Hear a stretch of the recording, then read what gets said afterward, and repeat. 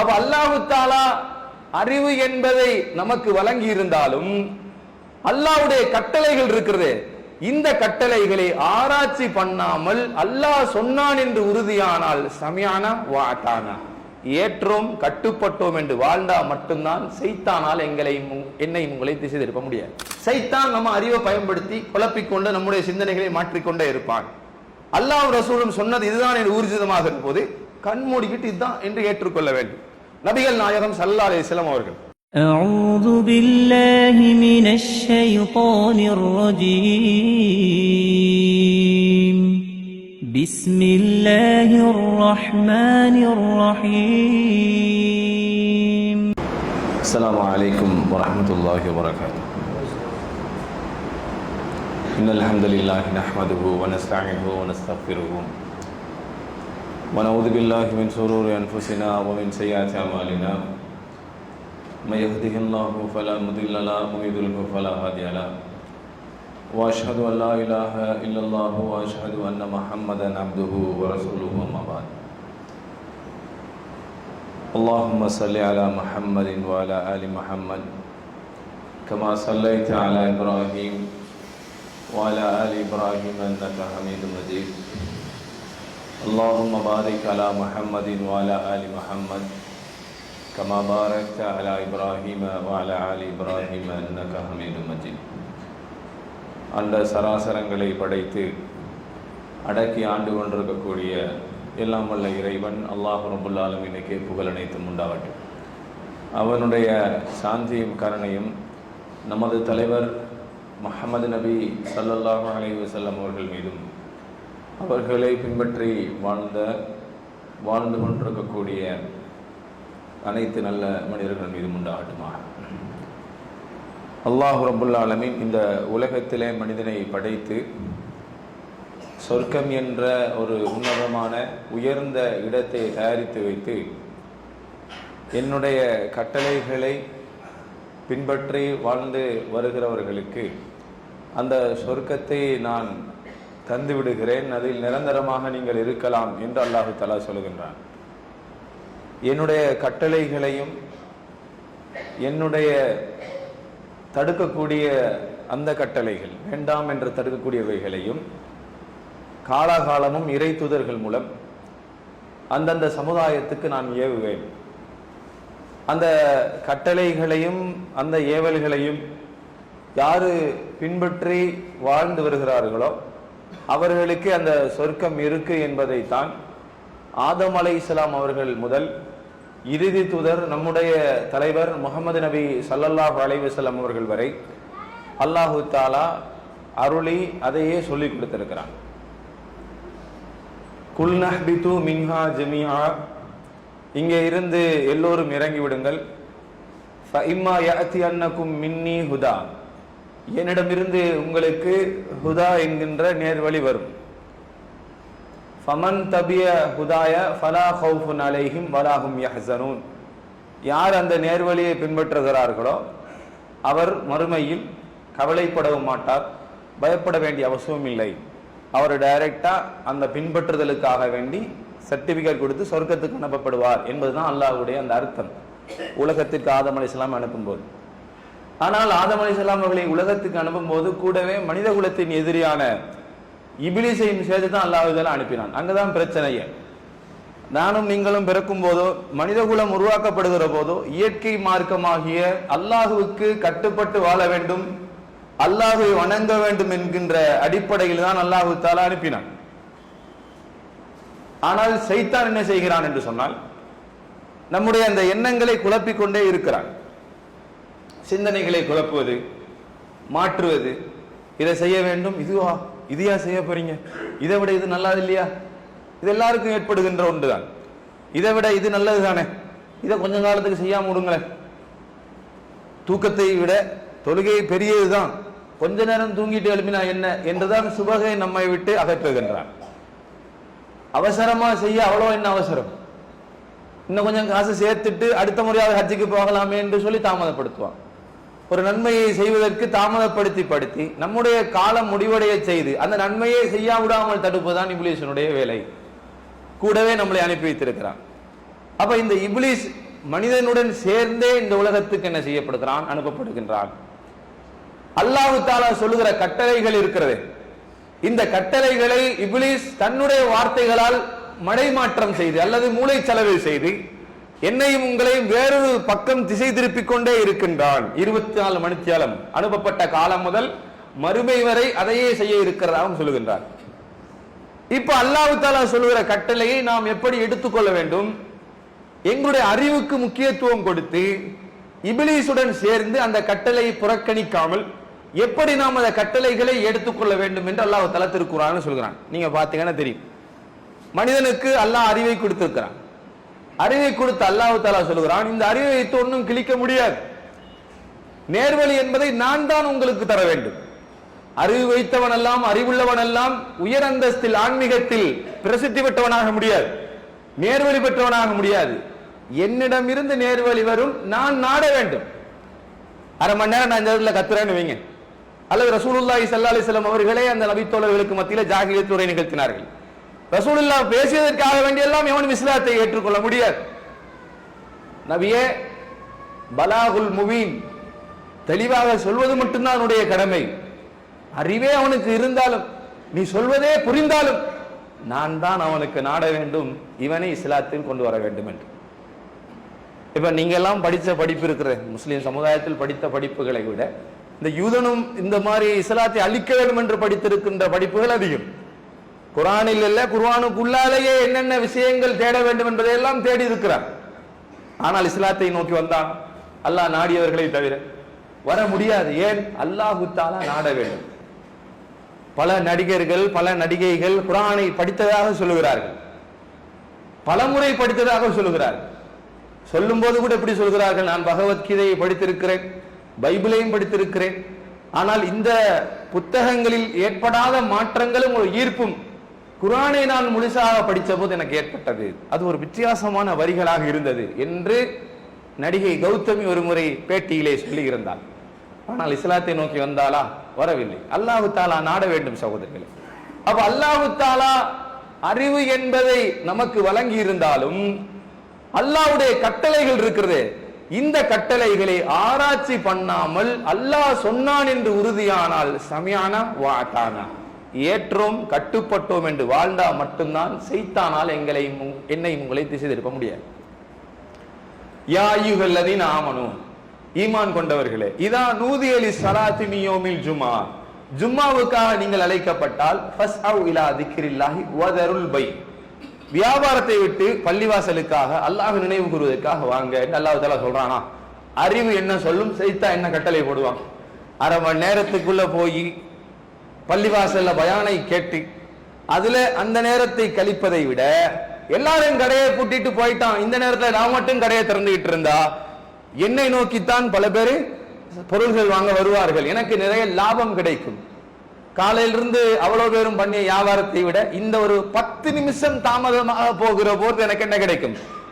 ஒரு 5000 ரூபாய் 6000 ரூபாய் கூடவாகவே கிடைக்கிறது என்று அறிவு சொல்லும். அதுதான் யதார்த்தமும் கூட. எல்லா கடையும் மூடி இருந்தா என் கடை மட்டும் திறந்திருந்தா எல்லாரும் எனக்கிட்ட தானே வருவான். நியாயம் சைத்தான் அப்படித்தான் சொல்லுவான். யா அய்யுஹல்லதீன ஆமனூ இதா நூதிய லிஸ்ஸலாத்தி மின் யௌமில் ஜும்ஆ, ஜும்மாவுக்காக பாங்கு சொல்லப்பட்டால் வியாபாரத்தை விட்டு என்னிடத்திலே வாருங்கள் என்று அல்லாஹ் தஆலா சொல்லுகிறான்.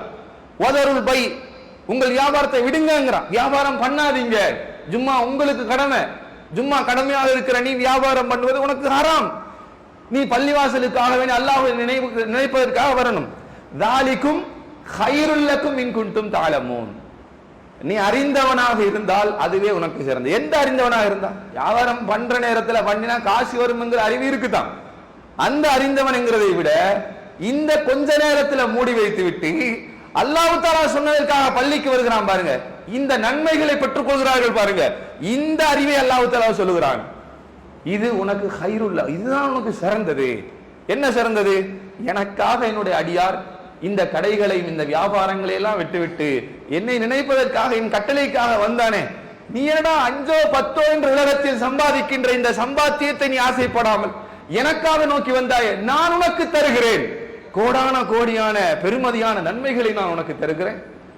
நினைத்து பார்க்க முடியாத அந்த சொர்க்கத்தை நான் உனக்கு தருகிறேன் என்று அல்லாஹ் தஆலா சொன்னார். அப்ப அல்லாஹ் சொல்ற ஒரு கட்டளைய அறிவை பயன்படுத்திக்கிட்டு அந்த இடத்துல செய்யலாமா செய்யக்கூடாதுன்னு யோசிக்கிறதை விட அல்லாஹ் தான் சொன்னான், ரசூலுல்லாஹ் தான் இதை சொன்னார்கள் என்று ஊர்ஜிதமாகிற போது சமியானா வாத்தானா, கேட்கிறேன் கட்டுப்படுகிறேன் என்று வாழ வேண்டும். அப்பதான் மூமினாக முடியும். உங்களுக்கு புரிஞ்சுக்கிறதுக்கே சொல்கிறேன், அறிவை பயன்படுத்தி எல்லாம் ஒன்றும் கண்டுபிடிக்க முடியாது. ஆன்மீகத்தில் அல்லாஹ் சொன்னான்டா செய்ய வேண்டியதுதான். சொக்ஸ் போட்டிருக்கிறீங்க, மசாஜ் செய்ய வேண்டும், காலில் தடவுதல் என்கிற சட்டம் இருக்கிறது. நியாயப்படி எங்க தடவ வேண்டும்? பாதத்துல தான் தடவணும். ஏன்னா பாதத்துல தான் அழுக்கு வரும். சொக்ஸ் நடக்கும்போது எங்க வரும்? பாதத்துக்கு மேல அழுக்கு வருமா, பாதத்துக்கு கீழே அழுக்கு வருமா, பாதத்துல வருமா? பாதத்துல தான் அழுக்கு வரும். ஆனா ரசூலுல்லாஹ் எங்க தடவ சொன்னார்கள்? மேலால, சொக்ஸுக்கு மேலதான் தடவும். அவ பார்த்தா எப்படி தெரியும் நமக்கு? கீழே தடவுறதான் லாஜிக் மாதிரி தெரியும். ஆனா ரசூலுல்லாஹ் சொன்னாங்க மேல தடவணும். உன் புத்தி சொல்லட்டும், உன் அறிவு சொல்லட்டும், பாதத்துக்கு கீழே தான் தடவ வேண்டும் என்று அதை தூக்கி பொத்திக்கிட்டு ஒரு சைட்ல வைத்து விட்டு ரசூலுல்லாஹ் சொன்னார்கள் என்பதற்காக வேண்டி நீ பாதத்துக்கு மேல தடவு. இதுதான் ஆன்மீகம், அல்லாஹ்வை கட்டுப்படுதுங்கிற அம்சம். இதை விட்டுட்டு யோசிக்கிறோம், இல்ல பாதத்துக்கு கீழே தான் சரியா வருது, கூட்டி கழிச்சு பார்த்தா பாதத்துக்கு கீழே தான் தடவணும், அதனால் இந்த ஒரு ஹதீஸ் பலகீனம், அதனால பாதத்துக்கு கீழே நான் தடவ போறேன் என்று முடிவெடுக்க கூட. என்ன முடிவெடுக்க வேண்டும்? ரசூலுல்லாஹ் சொன்னாங்க, அல்லாஹ் சொன்னாங்க, ஊர்ஜிதமாகிறதா மேலே தான் தடவ வேண்டும். உது முறிக்கிறது, உது செஞ்சுட்டு வந்து உட்கார்ந்து இருக்கிறீங்க, உது முறிக்கிறது நியாயப்படி எங்க கழுவ வேண்டும்? எந்த பகுதியிலிருந்து உது முறிக்கிறதோ, காத்து பிரிக்கிறதோ அந்த இடத்தை போய் கழுவிட்டு வரதா நியாயம். ஆனா ரசூலுல்லாஹ் என்ன சொன்னார்கள்? அல்லாஹ் என்ன சொல்கிறான்? உது முறிந்து விட்டால் மீண்டும் கையையும் முகத்தையும் வாயையும் கொப்பளிச்சு பலமையா உது செய்யற மாதிரி உது செய்துட்டு வரணும். ஆனால் எந்த பகுதியிலிருந்து உது முறிஞ்சுச்சோ அந்த பகுதியை கழுவவே தேவையில்லை. அறிவு சொல்லும் கழுவ வேண்டியது அங்கதானே என்று. ஆன்மீகம் சொல்கிறது இல்ல, ரசூலுல்லாஹ் இங்கதான் கழுவ சொன்னாங்க. இதுதான் அல்லாஹ்வும் ரசூலும் கட்டுப்பட்டு வாழ்வது என்பது. சைத்தான் நம்ம அறிவை பயன்படுத்தி குழப்பிக்கொண்டு நம்முடைய சிந்தனைகளை மாற்றிக்கொண்டே இருப்பான். அல்லாஹ் ரசூலும் சொன்னது இதுதான் என்று ஊர்ஜிதமாக போது கண் மூடிக்கிட்டு இதுதான் என்று ஏற்றுக்கொள்ள வேண்டும். நபிகள் நாயகம் ஸல்லல்லாஹு அலைஹி வஸல்லம் அவர்கள் ஒரு நபித்தோழர் ரசூலுல்லாஹ்வுடைய காலத்தில் வருகிறார். அந்த மனிதர் இஸ்லாத்துக்கு வந்தது எதுக்குன்னு சொன்னால் அவருடைய நோக்கத்தை பின்னாடி அவர் சொல்லுவார். நான் சொர்க்கத்துக்கு போகணுங்கிறதுக்காக வந்தேன் என்று சொல்கிறார். ஆனா ஒரு யுத்த காலம் முடிவடைகிறது. அவர் கலந்து கொண்ட ஒரு யுத்தத்தில் யுத்தம் முடிவடைந்து இந்த கனிமத்து பொருள் இருக்கும், இந்த போரில் கிடைத்த பொருள்கள் எல்லாம் எதிரிகள் விட்டு விட்டு போனது. இந்த பொருள்கள் உள்ள கவச ஆடைகள் அல்லது அம்புகள், வில்லுகள், ஆயுதங்கள் இவைகள் கிடைக்கிறது. இந்த கிடைத்த பொருள்களை ரசூலுல்லாஹ் பங்கிட்டு கொடுக்கிறார்கள். பங்கிட்டு கொடுக்கிற அந்த நேரத்தில் இந்த குறித்த இஸ்லாத்தை ஏற்றுக்கொண்ட மனிதர் அந்த இடத்துல இல்லை. அவர் வெளியில எங்கேயோ போயிருக்கார். அப்ப ரசூலுல்லாஹ் தேடுறாங்க, அவர் எங்க? அவர் வெளியில போயிருக்கார் அப்படின்னு அவர் நபித்தோழரை கூப்பிட்டு ரசூல் ஸல்லல்லாஹு அலைஹி வஸல்லம் அவர்கள் இந்த கனிமத்து பொருள் இந்த வெளியில போன இந்த சஹாபிக்குரியது, இது அவர் வந்தா கொடுத்துருங்க என்று சொல்லி ரசூலுல்லாஹி ஸல்லல்லாஹு அலைஹி வஸல்லம் கொடுக்குறாங்க. அப்ப அந்த நபித்தோழர் வெளியில போன அவர் வருகிறார். வந்தபோது இந்த குறித்த நபித்தோழர் இது ரசூலுல்லாஹி ஸல்லல்லாஹு அலைஹி வஸல்லம் அவர்கள் கனிமா போரில் கிடைத்த பொருளாக உங்களுக்கு தர சொன்னார்கள். இது என்னது அப்படின்டா என்று கேட்கிறாங்க. அதுக்கு தான் விளக்கம் சொல்றேன். இது போரில் கிடைக்கிற பொருள், ஒரு பகுதி ரசூலுல்லாஹ் பங்கிட்டு கொடுப்பார்கள், அதுல உள்ளது. நான் இதுக்கு இஸ்லாத்துக்கு வரவே இல்லையே என்கிறார். இந்த பொருள்களை அடைவதற்காக நான் இஸ்லாத்துக்கு வரவில்லை. பிறகு ரசூலுல்லாஹ்ட்ட அவர் புரிய வைக்கிறார், நான் ஏன் இஸ்லாத்துக்கு வந்தேன் என்றால், யார் ரசூலுல்லாஹ், நான் யுத்த காலம் ஒன்றில் கலந்து கொள்ள வேண்டும். அல்லாஹ் சொன்னான்ல, இந்த இஸ்லாத்தை அழிக்க வேண்டும், இந்த இஸ்லாத்துக்கு எதிராக போர்க்கொடி தூக்கி கொண்டு நம்மை கொல்ல வேண்டும் என்று வருகிறார்களே, இந்த மனிதர்களுக்கு எதிராக, இப்படிப்பட்ட இந்த இஸ்லாத்தின் எதிரிகளுக்கு எதிராக அல்லாஹ் யுத்தம் செய்யுங்கள் என்று சொல்லி நீங்கள் எங்கள் மீது கடமையாக்கி இருக்கிறீர்களே, அந்த காலத்தில் அந்த நேரத்தில் அந்த யுத்த கடமை நான் நிறைவேற்ற வேண்டும். ஆனால் நிறைவேற்றுகிற போது எப்படி நான் கொல்லப்பட வேண்டும் என்று நினைத்திருக்கிறேன் தெரியுமா யா ரசூலுல்லாஹ்? எப்படி? எதிரினுடைய அம்பு, நான் யுத்தம் செய்ய வேண்டும், யுத்தம் செய்கிற போது எதிரினுடைய அம்பு என்னுடைய கழுத்து பகுதியால் உள்ளே போய் இருக்க வேண்டும்.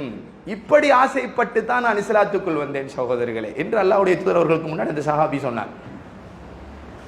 அதே மாதிரி அல்லாஹ் உன்னுடைய எண்ணம் போல உன்னை அல்லாஹ் ஏற்றுக்கொள்ளட்டும் என்று ரசூலுல்லாஹ் சொல்றாங்க. ரசூலுல்லாஹ்வுக்கு அந்த நபித்தோருடைய பெயர் கூட தெரியாத அந்த செய்தியை பார்த்தீங்க. யுத்தம் நடைபெறுகிறது.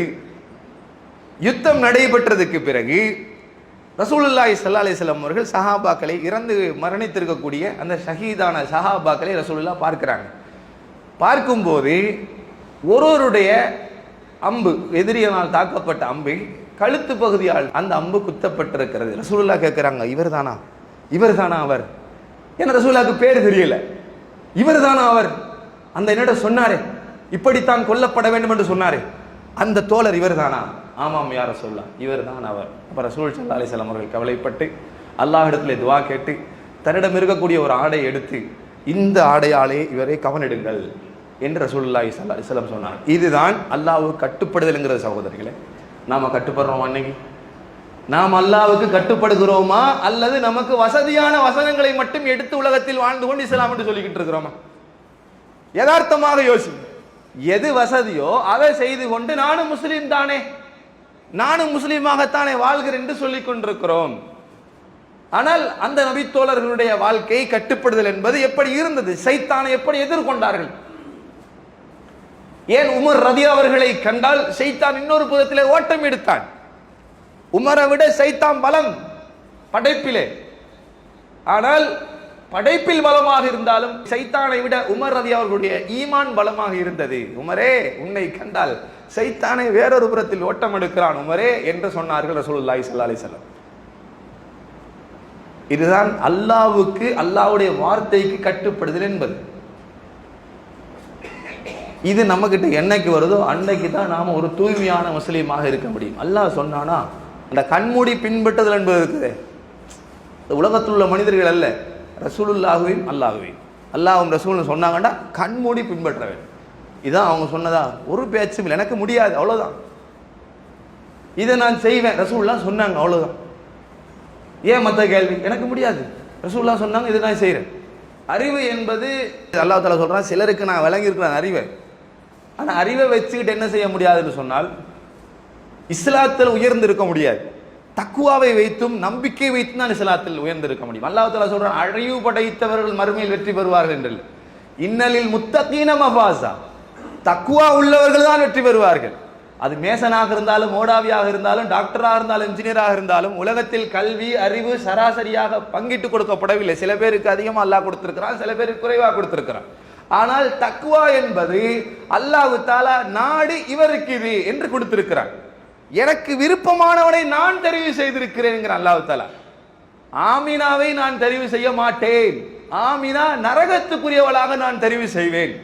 அப்துல்லா, முகம்மதுடைய தந்தை அப்துல்லா இருக்கிறாரே, அவரை நிரந்தர நரகத்துக்குரியவளாக நான் தெரிவு செய்வேன். ஆனால் இன்றைக்கு ஜும்மாவுக்கு வந்திருக்கக்கூடிய உங்களை நான் சொர்க்கத்துக்குரியவனாகவும் தெரிவு செய்வேன். என்ன அதிகாரம்!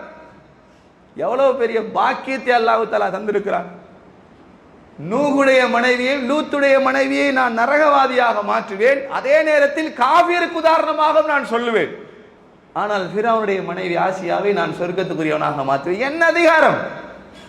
என்ன எவனும் கேள்வி கேட்க முடியாது. நான் சொல்வதை கேட்டு கட்டுப்பட்டு வாழ்ந்து விட்டு வா. அடங்கி ஒடுங்கி நடுங்கி நின்று வாழணும் என்றுமே ஒழிய ஏன் அல்லாஹ் செய்யறா, எதுக்கு சொல்றா, நான் செய்யணுமான்ற சைத்தானிய கேள்வி வேண்டாம். ஸ்ஜுதூலி ஆதம, ஆதத்துக்கு கட்டுப்படி என்று சொன்ன போது வானவர்கள் எப்படி கட்டுப்பட்டார்களோ அதே மாதிரி அல்லாஹ்வுடைய கட்டளைகளை கேட்க வேண்டும். எனக்கு முடியாது என்று சொன்ன இப்லீஸ் மாதிரி இருக்க கூடாது. அபா வஸ்தக்பர வகான மினல் காஃபிரின் ஹலக்தனி மின் நார் வ ஹலக்தஹு மின் தீன். என்னை நெருப்பால் படைத்திருக்கிறாய், அவனையோ களிமண்ணால் படைத்திருக்கும் போது அந்த ஆதத்தின் அறிவுக்கு முன்னால் நான் எப்படி கட்டுப்பட்டு நிற்பேன்? உயர்ந்த படைப்பாகிய நான் தானே சிறந்தவன் அல்லாஹ்வே என்று லாஜிக் பேசக்கூடாது. அல்லாஹ் சொன்னானா மூடிக்கிட்டு வாழுங்கள் என்று அல்லாஹ் தஆலா சொல்றான். இப்படி நீங்கள் இருந்தா மட்டும்தான் உங்களால் ஆன்மீகத்தில் அல்லாஹ்வுடைய பாதையில உயர்ந்து போக முடியும். அறிவு அறிவு அறிவு என்று சொல்லிட்டு இப்படியா அப்படியான்னு யோசிச்சிங்கண்டா நம்மளை சைத்தான் மடை மாற்றம் செய்வான். ஆனால் அறிவு எதுக்கு தேவை? ஆன்மீகத்தை கண்டுபிடிக்க தேவை, உண்மையான ஹக்கை கண்டுபிடிப்பதற்கு தேவை, எது சரி என்பதை கண்டுபிடிப்பதற்காக தேவை. மூசா அலைஹிஸ்ஸலாம் அவர்கள் காலத்தில் ஒரு அறிவு போட்டி நடந்துச்சு. என்ன அறிவு போட்டி நடந்துச்சுண்டா, இந்த மனு இஸ்ரவேல் மக்கள் குறுக்கால கேள்வி கேட்கறது தானே, அப்பயும் சரி இப்பயும் சரி எப்பயும் சரி, அது என்ன ஜீனோ தெரியாது, என்ன டிஎன்ஏ தெரியாது, அன்னையிலிருந்து இன்னைக்கு வரங்காட்டியும் பெரிய பிரச்சனை தான். மூசா அலைஹிஸ்ஸலாமுடைய காலத்தில் இந்த பனு இஸ்ரவேல் மக்கள் மூசா அலைஹிஸ்ஸலாம் அவர்களை பார்த்து குறுக்கால ஒரு கேள்வி கேட்டார்கள். என்ன கேள்வி? மூசாவே, நீ பெரிய பயானம் எல்லாம் பண்றீங்களே, பெரிய அறிவு தானே, இந்த உலகத்தில் உங்களை யார் உயர்ந்த அறிவாளி? மூசா அலைஹிஸ்ஸலாம் கேட்டாங்க, நபி தானே. அவர் சொன்னார்கள், நபி என்ற கண்ணோட்டத்தில் ஹிக்மத்தும் ஞானமும் எனக்கு வழங்கப்பட்டிருக்கிறது, அதனால நான் உயர்வானவன் என்று சொல்லிட்டாங்க. அல்லாஹ் சொன்னாங்க, மூசாவே நீ உயர்ந்த அறிவு பெற்றவன் யாரு சொன்னான்? ஒவ்வொரு அறிவாளிக்கு மேல் ஒரு அறிவாளி இருக்கிறான், உன்னை விட இந்த உலகத்தில் இன்னும் ஒரு அறிவாளி உயர்ந்தவனாக நான் வைத்திருக்கிறேன். அப்படியா யா அல்லாஹ், நான் அவரை பார்க்க வேண்டும். அல்லாஹ் ஒரு பெரிய பாடமே நகட்டி குர்ஆன்ல படிப்பிச்சிருக்கிறாங்க நமக்கு. ஹதீர் என்கின்ற சில பேர் ஹில்ர் என்பார்கள். இந்த ஹதீர் என்று சொல்லக்கூடிய இந்த மனிதருக்கு அல்லாஹ் தஆலா அறிவு ஞானத்தை கொடுத்திருந்தான். அந்த நபரை போய் சந்தி, அவர் அறிவெங்க உன் அறிவெங்க நீ பாரு. அதனால கல்விக்காக நீ பயணம் செய்து போ, உன்னோட ஒரு மீனை எடுத்துக்கிட்டு நீ பயணம் போ, அந்த மீன் எங்க தப்பி போகிறதோ அந்த இடத்துல தான் அவர் இருப்பார். அல்லாஹ் தஆலா டைரக்டாலாம் சொல்லல, இந்த இடத்துல இந்த இடத்துக்கு போ இல்ல, மீன் எடுத்துட்டு போ, உன் அறிவு எவ்வளவு மட்டம் நான் காட்டுறேன். அதாவது மட்டம்னு அந்த அர்த்தம் கிடையாது. மூசாவாகிய உனக்கு நீ நினைக்கிற அளவுக்கு அறிவு வழங்கப்பட்டுச்சு நினைக்காத. அறிவு என்பது வேறெங்கோ இருக்கிறது. உண்மையிலேயே சத்தியத்தை கண்டுபிடித்து வாழ்கிறான் பார், இவன் தான் அறிவாளி என்கிற மாதிரி அல்லாஹ் சொல்லித்தான் அந்த பயணத்தை அனுப்புகிறான். மீன் எங்க பாயுதோ அங்கதான் உன் அறிவு, அது உனக்கே தெரியாது போ. முதல் பயணமே மூசா அலைஹிஸ்ஸலாம் அவர்கள் சொன்ன வார்த்தைக்கு அல்லாஹ் ஆப்போசிட் அனுப்பினான். ஒருவரை கூட்டிட்டு கரையோரமாக நடந்து போகிறார்கள். அவர்கிட்ட சொன்னார், இந்த மீன் எங்க பாயுதோ, மூசா அலைஹிஸ்ஸலாம் சொல்றாங்க, இந்த மீன் எங்க பாய்கிறதோ அந்த இடம் தான் அல்லாஹ் சொன்ன இடம். அதனால மறந்து கிடந்து போயிடாத, இந்த மீனோட பயணம் போவோம் என்று போறாங்க. அசந்து தூங்கி விட்டார்கள். அங்கேயே அறிவு மண்டையாயிடுச்சு, போக வேண்டிய இலக்கையே மறந்து தூங்கி விட்டார்கள். அப்ப கொஞ்ச தூரம் போனதுக்கு பின்னாடி உணவு தயாரி, உணவு எடுத்து வந்திருக்கோம் சாப்பிடுவதற்காக, உணவை தயாரி என்று சொல்லி மூசா அலைஹிஸ்ஸலாம் அவர்கள் அந்த கூட வந்த பணியாளருக்கு சொல்லுகிறார், மீன் அங்க, மீன் அது அங்கேயே பாஞ்சு போயிடுச்சு, சைத்தான் என்னை மறக்கெடுக்க செஞ்சு விட்டான். அவன் தான் எல்லாத்தையும் குழப்புறதே, அவன் என்னை மறக்கெடுக்க செஞ்சு விட்டான். அதான் நாங்கள் போக வேண்டிய இடம், அல்லாஹ்வே என்று சொல்லி மூசா அலைஹிஸ்ஸலாம் திரும்ப வா என்று கஷ்டப்பட்டு அந்த இடத்தை கண்டுபிடித்தார்கள். அங்கதான் இந்த ஹில்ர் என்று சொல்ற ஹதீர் அலைஹிஸ்ஸலாம் அவர்கள் இருக்கிறார்கள். சலாம் சொல்லுகிறார்கள், வலைக்கும் சலாம் என்று சொல்றாங்க. அல்லாஹு தாலா இப்படி உங்களை பற்றி சொல்லி அனுப்பியிருக்கிறான், மூசாவே என்னுடன் நீங்கள் வருவதற்கு பொறுமையாக இருக்க மாட்டீர்கள். அப்படி பொறுமையாக இருந்தால் அல்லாஹ் எனக்கு கற்று தந்த அந்த அறிவையும் ஞானத்தை நான் உங்களுக்கு சொல்றேன் என்று தான் அழைச்சிட்டு போறாங்க. இன்ஷா அல்லாஹ், அல்லாஹ் நாடினால் பொறுமையாக இருப்பேன் என்று பயணம். சகோதரர்களே, நமக்கு சிலது குறுக்கால தான் விளங்கும். அதான் சொன்னேனே, உது எடுத்தா பின்னால தான் கழுவணும், அதான் லாஜிக்னு நமக்கு தெரியும். அதே மாதிரி தான் மூசா அலைஹிஸ்ஸலாமும் யோசிக்கிறாங்க சில விஷயத்தை. இந்த பயணத்தில் என்ன யோசிக்கிறாங்க? முதலாவதாக அவருடன் போகிற பயணம் என்ன? ஒரு கப்பல் பயணம். கப்பல் பயணம் மேற்கொண்ட போது அவங்க இலவசமாக தான் அந்த கப்பல்லையே மூசா அலைஹிஸ்ஸலாம் அவர்களையும் இவர்களையும் கூட்டிட்டு போறாங்க. கூட்டிட்டு போகிற நேரத்தில் இவர் என்ன செய்யறாருன்னு சொன்னா, அவங்களுக்கு தெரியாம கப்பல்ல சின்ன ஓட்டை ஒன்றை போடுகிறார். ஓட்டையை போட்டால் தண்ணி உள்ள சொட்ட சொட்ட வர ஆரம்பிக்கும். இப்ப நியாயம் என்ன? ஏயா அந்த கப்பலை ஏற்றி போறான், அதுல நீங்க ஓட்டையை போடுறீங்களே என்று நியாயத்தை கேட்பதற்கு பொங்கி எழும்புறார். மூசா நபி தெரிந்தானே, ஒரு அடியிலேயே ஒருவரை போட்டு தள்ளியவர். யதார்த்தமா தான் அடிச்சார், அதாவது குறி பார்த்து சொற்பாத்தெல்லாம் அடிக்கல. மூசா ஒரு அடி விட்டார், ஃபகல்லா, அந்த எதிரி அந்த இடத்துல மரணித்து விட்டார். உலகத்துல எவ்வளவு பெரிய கொம்பனா இருந்தாலும் ஒரு அடியில் அடுத்தவனை சாவைக்குங்கிறது ஒரு யதார்த்தம் இல்லை. மூசா அலைஹிஸ்ஸலாம் அவ்வளவு பலமாக இருந்தார்கள். அந்த மூசா அலைஹிஸ்ஸலாமுக்கு முன்னாடி ஒரு ஓட்டம் போட்ட உடனே கோபம் பொத்துக்கிட்டு வருகிறது. என்னையா இது, இந்த இடத்துல ஓட்ட போடுறீங்க என்று கேட்கிறார்கள். கேட்ட உடனே சொல்றாங்க, மூசாவே நான் உனக்கு என்ன சொன்னேன்? பொறுமையா இருந்தா தானே நான் எல்லாத்தையும் சொல்லி தருவேன். நான் மறந்து விட்டேன், என்னை மன்னித்துக் கொள்ளுங்கள், இன்ஷா அல்லாஹ் இதற்கு பிறகு நான் எந்த கேள்வியும் கேட்க மாட்டேன் இப்படி என்று சொல்லி திருப்பி அடுத்த பயணம் போகுது. ஓட்டையை போட்டாரு, போயிட்டான். திரும்ப போனா ஒரு சிறுவனை சந்திக்கிறார்கள்.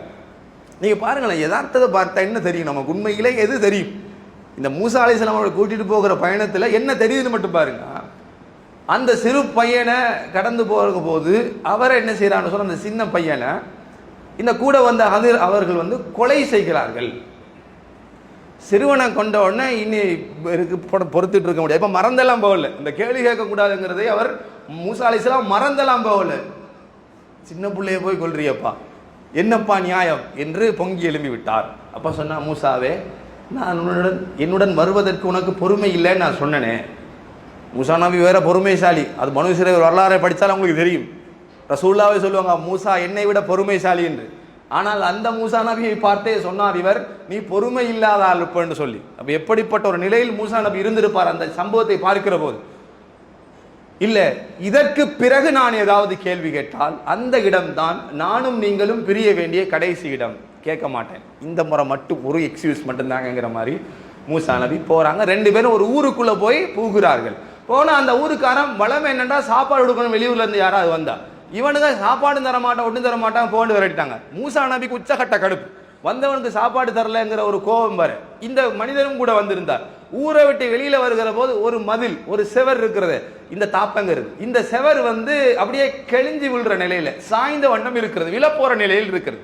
அதை யாரும் கட்டவும் இல்லை, நிமிர்த்தி வைக்கவும் இல்லை. இந்த கூட வந்த ஹதிர் என்று சொல்லக்கூடிய இந்த மனிதர் அவர் என்ன செய்யறாருன்னு சொன்னா, ஹெல்ப் பண்ணி பிடிச்சி நிமித்தி அந்த செவரை கட்டுறாங்க. ஊருக்காரங்க செவர். மூசா நபிக்கு இதுக்கும் கோபம் பத்துக்கிட்டு கேட்க ஆரம்பித்து விட்டார்கள். சாப்பாடு தராத அவனுடைய ஊர் செவரை இலவசமாக எதற்கு நீங்கள் செய்து கொடுக்க வேண்டும் என்று கேட்டாங்க. மூசாவே 3 ஆப்ஷன் முடிஞ்சு, 3 நிலைமை முடிந்து விட்டது. இதுதான் நானும் நீயும் பிரிய வேண்டிய இடம். இப்போது நான் அந்த அறிவை ஞானத்தை உனக்கு நான் சொல்கிறேன். அல்லாஹ் எதை எனக்கு கற்று தந்திருக்கிறானோ அதை நான் உன்னிடத்திலே சொல்கிறேன். முதல்ல நானும் நீயும் ஒரு கப்பல் பயணம் மேற்கொண்டோம். அந்த கப்பலிலே நான் ஓட்டையை போடுகிறது உனக்கு அநியாயமாக தெரிந்தது, ஆனால் எனக்கு நியாயமாக தெரிந்தது. என்ன காரணம் என்றால், இந்த கப்பல் போய் சேரும் இடத்தில் ஒரு அரசன் இருக்கிறான். அவன் யாருடைய கப்பல்கள் எல்லாம் நல்ல கப்பல்களாக இருக்கிறதோ அந்த கப்பல்களை எல்லாம் அவன் எடுத்துக்கொள்கிறான். அதனால் நான் ஓட்டையை போட்ட காரணத்தினால் ஓட்டை கப்பல் எனக்கு வேண்டாம் என்று அந்த கப்பலை இந்த ஏழைகளுக்கே ஒப்படைத்து விடுவான். அதனால தான் நான் ஓட்டை போட்டேன் மூசாவே என்கிறான். சரி, ரெண்டாவது பையன் என்னன்னு சொன்னா, அவன் பெருத்து பெரியவனாக மாறி, இதெல்லாம் எதிர்காலத்தில் உண்டான அறிவு. பெருத்து பெரியவனாக மாறினதற்கு பிறகு அவன் சிறுக்கு வைக்கும்படி, அவனும் சிறுக்கு வைத்து பெற்றோர்களையும் சிறுக்கு வைக்கும்படி ஏவுவான். எனவே இவனை நான் கொலை செய்தால் அவர்கள் வேறு எதிர்காலமாக உருவாகும் என்று அல்லாஹ் எனக்கு கற்றுத்தந்த அறிவின் அடிப்படையில் தான் நான் இந்த சிறுவனை, இணை வைக்கின்ற இந்த சிறுவனை கொண்டேன். அப்ப இது ரெண்டும் போகட்டும். மூணாவது, மதிலை எதுக்கு செஞ்சு கொடுத்தீங்க? இந்த ஊர்க்காரன் தான் எங்களை அவமதித்து வெளியேற்றினான். ஆனால் இந்த ஊரிலே 2 அனாதை சிறுவர்கள் இருக்கிறார்கள். இந்த அனாதை சிறுவர்களுக்கு சொந்தமான ஒரு மிகப்பெரிய தங்க புதையல் ஒன்று இந்த மதிலுக்கு கீழே, இந்த செவருக்கு கீழே இருக்கிறது. இந்த மதில் விழப்போகிற தருணத்தில் இருக்கிறது. இது விழுந்து விட்டால் அந்த புதையலை வெளிப்பட்டு விடும். எங்களுக்கே உணவு தராத இந்த கல் நஞ்சம் கொடுத்த இந்த மக்கள் இந்த அனாதைகளுடைய சொத்தை கண்டால் அவர்களுக்கு ஒப்படைப்பார்களா? அதனால்தான் நான் நிமிர்த்தி வைத்து விட்டு இதை சரி செய்து விட்டேன். இது மீண்டும் விழுகிற போது அந்த அனாதைகள் என்ன செய்து விடுவார்கள்? பெருத்தி விடுவார்கள். அவர்களுக்குரியதை அவர்களை அதிகாரத்துடன் எடுத்துக்கொள்வார்கள். இதுதான் அல்லாஹ் கற்று தந்த ஞானம் என்றார். இப்ப நான் நீங்க யோசிக்கலாம், எனக்கு அறிவு இருக்கிறது, எனக்கு திறமை இருக்கிறது, இதானே சரி, அதானே சரி. அல்லாஹ் சொன்னது மட்டும்தான் சரி சகோதரர்கள். அல்லாஹ் எதை சொல்றானோ, நம்ம லோக்கல்ல சொல்றாந்தா பொத்திக்கிட்டு மூடிக்கிட்டு செஞ்சுட்டு மவுத்தாகிட்டு அல்லாஹ்வை சந்திங்கிறதா இருக்கு. சொல்றோம்ல, மூடிக்கிட்டு செய்யுங்கிறது. அதைத்தான் அல்லாஹ் சொல்றான், சமியானா வாத்தானா, கேளுங்க, கட்டுப்பட்டு வாழுங்க, மறுமையில் என்னை சந்தியுங்கள். ஆனா மனுஷனுடைய நிலைமை என்னன்னு சொன்னா, அடைக்கலம் போவதற்கு இடம் இருக்குன்னு நினைச்சுதான் மனுஷன் ஆணவம் கொண்டு ஆட்டான். எங்க போனாலும் மழை பெஞ்சா என்ன செய்யலாம்? ஒரு இடத்துல ஒதுங்கலாம். சுனாமி வந்தா என்ன செய்யலாம்? உயரமான பகுதிக்கு போகலாம். இதான மனுஷன் பிள்ளை. இப்போ மிஞ்சி போய் என்ன செய்யறான்? உலகத்துல அது கட்டு போ, இது கட்டு போகுதுன்னு எங்க போறான்? இப்போ சந்திரனுக்கு போறதும் செவ்வாய்க்கு போற எங்கேயாச்சும் போகலாம். அல்லாஹ் என்ன சொல்றான்டா, ஃபைதா பரிக்கல் பசர் வஹஸபல் கமர் வஜுமிஅ ஷம்ஸு வல் கமர், சந்திரனும் சூரியனும் ஒளி இழந்து விடுகிற போது, வஜுமிஅ ஷம்ஸு வல் கமர், சூரியனும் சந்திரனை நாங்கள் ஒன்று சேர்க்கிற போது அந்த நாள்ல மனுஷன் கேட்பான், ஐனல் மஃபர், எங்கே நான் போவேன் என்று அவன் கேட்பான். அல்லாஹ் சொல்லுவான், கல்லா லா வஸர் இலா ரப்பிக யௌமைதில் முஸ்தகர், என்னிடத்துல மட்டும்தான்டா நீ வந்தாக வேண்டும். அதை நினைவூட்டுவதான் கபரு வாழ்க்கை, அதை நினைவூட்டுவதான் மறுமை வாழ்க்கை. அதனால் அல்லாஹ் தஆலா சொல்றான், அல்லாஹு அக்பர், அல்லாஹ்வாகிய நான் பெரியவன், உலகத்தில் இருக்கக்கூடிய அனைத்து வஸ்துக்களும் சின்னது மனிதனே. ஹய்யா அலஸ்ஸலா, தொழுகைக்காக வாருங்கள் என்றால் என்ன நோக்கி மட்டும் வா. உன் அறிவை பயன்படுத்திக்கிட்டு அதை செய்யலாம் இதை செய்யலாம் நீ யோசிக்காதே. ஆன்மீக வழிகளை ஒன்றுபடி என்னை நோக்கி வா. உன் அறிவு சொல்லும் 1000க்கு சைத்தானோட சேர்ந்துட்டு இதை செய்ய அதை செய்யுண்டு. அல்லாஹ்வையும் குர்ஆனையும் ஹதீஸையும் அறிந்து கொண்டு விட்டாயா, அதுதான் உன்னுடைய உச்சகட்ட அறிவு. அல்லாஹ்வை கட்டுப்படுதல் என்பதுதான் உச்சகட்ட அறிவு. அதை நோக்கி வா. அல்லாஹ் அக்பர், நான் தான் பெரியவன், உலகத்திலிருந்து எல்லாத்தையும் விட நான் தான் பெரியவன், அல்லாஹ்விடத்திலே வா என்றுதான் அல்லாஹ் தஆலா கூப்பிடுகிறான். இதை புரிந்து அதை நம்பிக்கை கொள்வதுதான் என்ன? ஆமன்னா ஈமான், நம்பிக்கை, மூமினாகுவது. அந்த பாக்கியத்தை அல்லாஹ் தஆலா எல்லாருக்கும் தர மாட்டான். ஆனால் அல்லாஹ் தஆலா நினைத்து நாடியவனுக்கு மட்டும்தான் கொடுப்பான். அந்த நாடியவன் பட்டியலை நான் இருக்க வேண்டும் என்று சொல்லி ரசூலுல்லாஹி ஸல்லல்லாஹு அலைஹி வஸல்லம் அதிகமாக விரும்பினாங்க. சஹாபாக்களும் அதிகமாக விரும்பினாங்க. அந்த சஹாபாக்களும் ரசூலுல்லாஹுமே அதிகமாக விரும்பினாங்கண்டா நானும் நீங்களே எம்மாத்திரம் சகோதரர்களே. அதனால இருக்கிற டைம்ல இயன்ற அளவுக்கு யா அல்லாஹ் இஹ்தினஸ் ஸிராத்தல் முஸ்தகீம். ரசூலுல்லாஹ் அந்த வரியை ஓதாமலே விட்டுருக்கலாம். ரசூலுல்லாஹ் நேர்வழியில இருந்தாங்க, டவுட் வருதா இல்லையே, ரசூல்லா நேர்வழி தான் இருந்தாங்க. ரசூல்லா மிஞ்சி நேர்வழி எதுவுமே இல்லையே. ரசூல்லாவுடைய கல்வி எதை நோக்கி இருந்தது எப்போதுமே? மக்களே, நீங்கள் எல்லாம் உலகத்தில் சிரித்துக் கொண்டு சந்தோஷமாக இருக்கிறீர்கள், ஆனால் நானோ பயந்து கொண்டு அஞ்சு கொண்டிருக்கிறேன். ஒரு சந்திர கிரகணம் ஏற்பட்டால் எனக்கு பயமாக இருக்கிறது. இதே போன்றுதான் பல சமுதாயம் இருளாக இருக்கிற போது ஜாம் ஜாம் என்று நினைத்தார்கள், ஆனால் அவர்கள் அழிவுக்குள்ளாக்கப்பட்டார்கள். அது போன்ற நிலை என் சமூகத்துக்கு வந்துவிடுமோ என்று பயந்தேன் என்றார்கள். இஹ்தின ஸிராத்தல் முஸ்தகீம், எனக்கு நேர்வழி காட்டு யா அல்லாஹ், எனக்கு நேர்வழி காட்டு. யா முகல்லிபல் குலூப், உள்ளங்களை புரட்டுகின்றவனே, தப்பி கல்வி அலா தீனிக்க, என்னுடைய உள்ளத்தை மார்க்கத்தில் புரட்டி யா அல்லாஹ் என்று ரசூலுல்லாஹி ஸல்லல்லாஹு அலைஹி வஸல்லம் அவர்கள் கேட்டார்கள். ஒரு நாளைக்கு நானும் 70 முறை பாவ மன்னிப்பு கேட்கிறேன் என்று ரசூலுல்லாஹ் சொன்னார்கள். இதுல நானும் நீங்களும் உலகத்துல ஏதோ சொர்க்கத்துக்கு பேர் சொல்லப்பட்ட மாதிரி வாழ்ந்துட்டு இருக்கோம். நானும் சரி, நீங்களும் சரி. ஆனா எவ்வளவு செய்ய வேண்டியது, எவ்வளவு இபாதத் இருக்குது. வியாபாரத்திற்கும் உலகத்திற்கும் குடும்பத்துக்கும் ஓடுகிற அந்த நேரத்துல ஒரு சொற்ப நேரத்தையால் அல்லாஹ்வுக்காக ஒதுக்கினால் ஓரளவு நன்மையாக நமக்கு என்ன செய்யலாம், சம்பாதிக்க முடியும். அதனால அல்லாஹ்வுடைய பொருத்தத்தை பெற்ற நல்ல மக்களாக அல்லாஹ் தஆலா என்னையும் உங்களை மாக்குவானாக. வாஹிரு தஅவானா அல்ஹம்துலில்லாஹி ரப்பில் ஆலமீன்.